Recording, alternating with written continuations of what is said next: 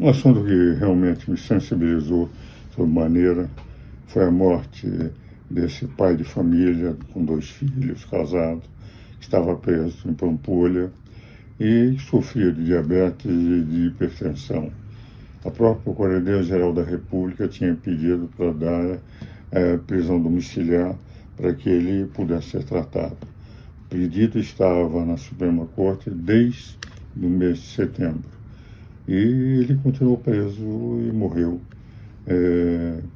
Homem sem ficha nenhuma, segundo os jornais, que pai de família com 2 filhos, que participou de um quebra-quebra, que era para ser uma mera manifestação política, mas que evidentemente não era golpe de Estado.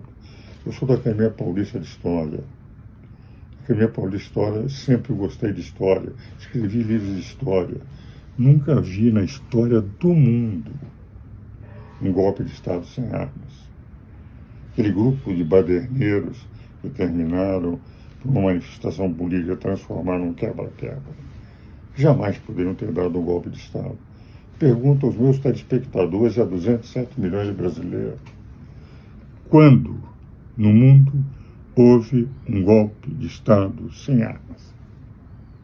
Para derrubar, o Brasil tem um exército de 220 mil soldados, Marinha 55 mil, Aeronáutica 55 mil, as polícias militares são mais ou menos 600 mil. E o grupo que estava lá não tinha nenhuma arma. Seria possível derrubar um governo eleito pelo povo sem armas? É evidente que não era golpe de Estado. Foi um grupo que foi fazer um protesto político e depois transformou aquilo numa baderna. Deveria ter a mesma punição que tiveram aqueles do PT e do MST que invadiram o Congresso Nacional na época em que era presidente da República, presidente Michel Temer, e que foram afastados com baderneiro, mas nunca foram considerados golpistas.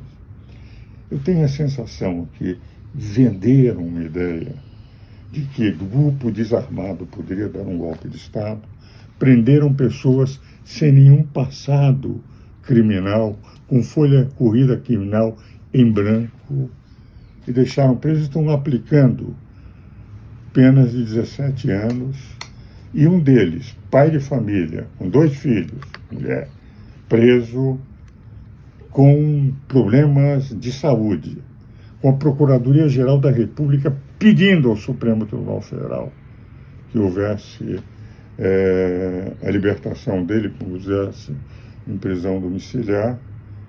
E ele morre no mês de novembro, morre com um ataque cardíaco. E isso é coisa natural, a vida humana, o que importa? A meu ver, hoje nós temos um problema no direito que me entristece muito, como advogado há 65 anos. O direito do advogado de exercer a sua profissão está sendo reduzido.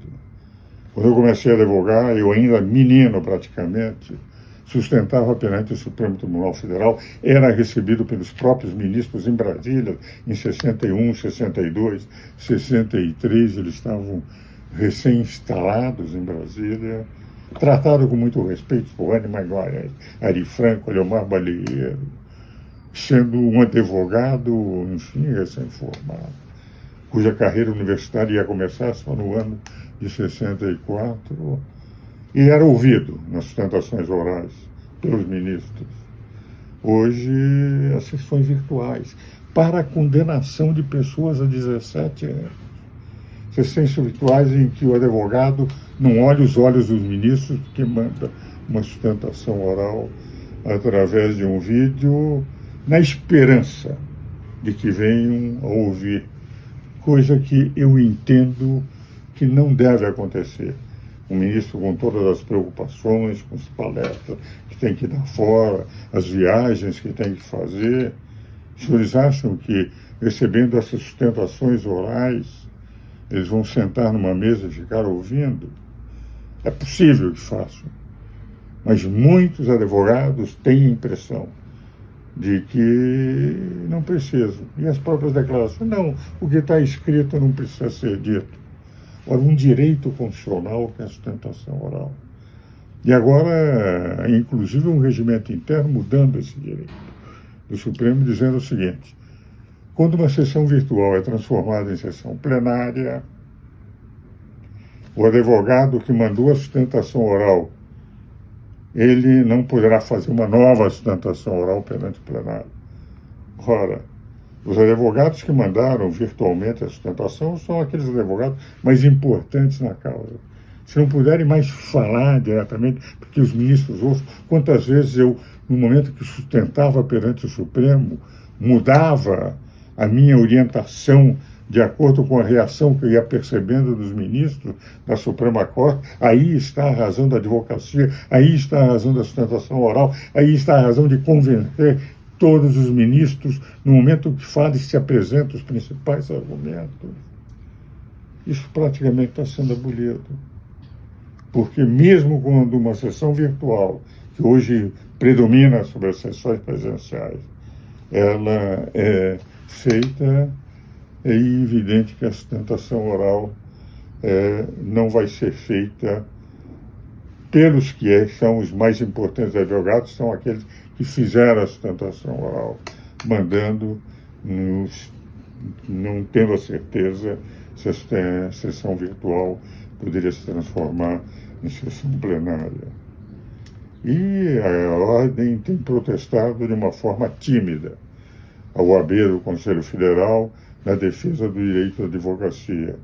E a Ordem Seccional de São Paulo, infelizmente, nós não estamos vendo essa luta que, quando eu fui presidente do Instituto de Advogado de São Paulo de 85 a 86, quando os nossos presidentes do Conselho Federal da Ordem e do Conselho Seccional defendíamos o direito do advogado, importantíssimo para a administração da justiça.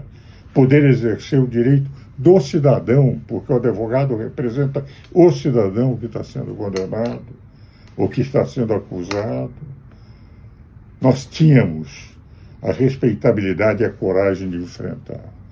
Hoje, o Supremo Tribunal Federal, cuja relação de importância, a meu ver, eu sempre disse isso nas minhas aulas desde 64, o advogado, membro do Ministério Público, magistrado, tem a mesma importância, porque sem nenhum deles não haveria justiça. Não pode haver justiça sem advogado, não pode haver justiça sem Ministério Público, não pode haver Ministério Público e advocacia sem magistrado. Os três são igualmente importantes para a administração da justiça. Por isso estão no título 4, no capítulo do Poder Judiciário e as funções essenciais. A administração da justiça, hoje nós estamos tendo um enfraquecimento da advocacia e não se tem tido a coragem necessária daqueles órgãos que representam os advogados de defender a exaustão o direito do advogado, de exercer o direito maior num processo judicial, é que no ponto final do julgamento poder sustentar oralmente, sendo todos os ministros, todos os desembargadores obrigados a ouvir aquele que está na defesa do cidadão. É o exercício maior da cidadania, é aqueles que defendem o Estado de Direito sem ganhar absolutamente nada, porque o membro do Ministério Público e o Poder Judiciário, para defender a democracia, são pagos pelo Estado. O advogado é pago para o seu cliente para defender a cidadania, mas para defender o Estado de Direito faz, como sempre fiz, através do meu Instagram, ou quando era presidente, ou quando era conselheiro da Ordem, presidente de instituições jurídicas e de academias jurídicas, pro bono, porque o patriotismo se exerce por amor à pátria e o Estado de Direito se defende por amor à própria. Talvez no meu estilo, que é sempre um estilo muito mais tranquilo quando faço meus Instagram, mas a morte de um cidadão em que a própria Procuradoria-Geral da República, em setembro, pediu, por causa da sua saúde, que não continuasse detido, me sensibilizou como advogado, me sensibilizou como cidadão brasileiro, me sensibilizou como pai de família, porque eu me perguntaria, se eu tivesse morrido aos 46 anos, com meus filhos pequenos, o que seria da minha mulher para poder tocar sozinha a educação de 6 filhos?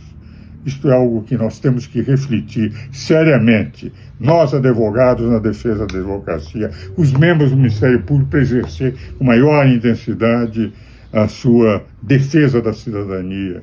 E os membros do Poder Judiciário, para mais do que fazer justiça, não fazerem injustiça, como aconteceu nesse caso.